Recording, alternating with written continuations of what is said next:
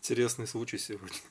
Приехал клиент, двигатель дымит, двигатель троит. Мне, говорит, клапана отрегулировать. Объясняем ему, что дело не в клапанах. Нет, отрегулировать. Отрегулировали клапана. Он это все видел, вот это масло. Завели машину. Также стучит двигатель. Ладно.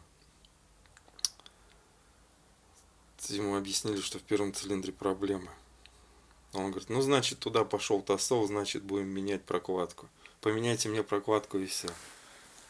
Ладно, сняли ГБЦ, он уже ушел домой. Позвонил ему, объясняю. Гидроудар у вас был, поршень стучит. Замените, говорит, мне прокладку, и мне пойдет. Так что придется этого клиента отшить конкретно.